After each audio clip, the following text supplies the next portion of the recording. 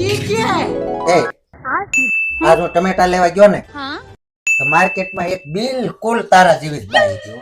એમ? બિલકુલ તારા જેવી સેમ ટુ સેમ કોપી હે? એકદમ વાળની સ્ટાઇલ તારા જેવી ના કઈ કઈ નમૂનું તારા જેવું આખું એકદમ ભૂરી ભૂરી તારા જેવી અને હોઠ ગુલાબી આમાં ગુલાબી પાંખડી જેવા એકદમ તારા જેવા હો. મને તો આમાં હું ચક્કર ખાઈ ગયો મેં કે આ ક્યાંથી આયા એકદમ તારા જેવી હો. लेकिन एक सेकंड તે રીમી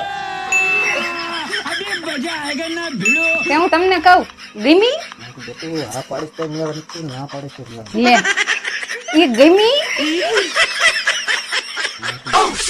मेरे पास कोई अल्फाज नहीं है मुझे माफ कर दिया आप लोग सारे मुझे छुट्टी दे दे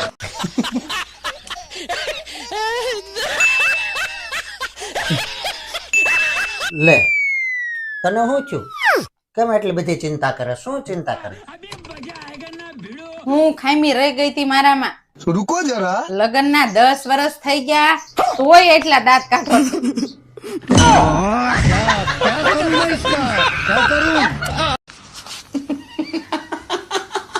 लेकिन एक सेकंड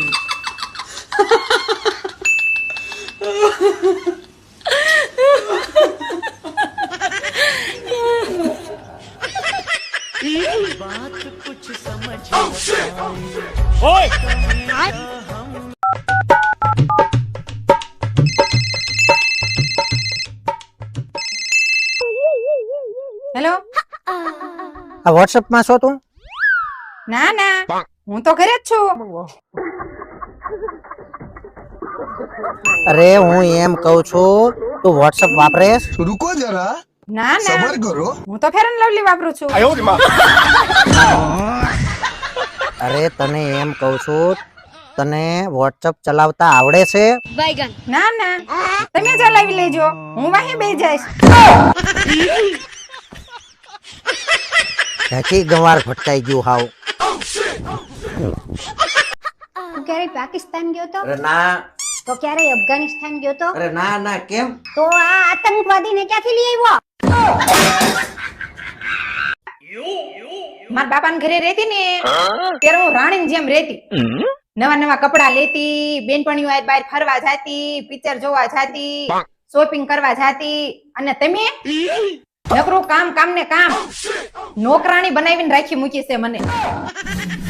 अच्छा हमको सिखा दिया है લે હાલ મૂક આ બધું મૂક પણ ક્યાં અરે તારે બાપાને ને પણ ના હું અરે આયા તો તારે નકરું કામ કામ ને કામ ના હાલ રાણીની જેમ રહીશું અને આપણે બેય રહીશું હું રાજા ને તું રાણી હાલ ઉભી થા ઉભી થા ઉભી થા लेकिन एक सेकंड પતિ પરમેશ્વર હોય છે સાચી વાત છે સાચી रुको વાત जरा અને આપણે બધું પરમેશ્વર પાસે જ માંગવી છે. છે એ પણ સાચી વાત છે सबर करो તો શોપિંગ માટે પૈસા લાવો. तू तो गया बेटे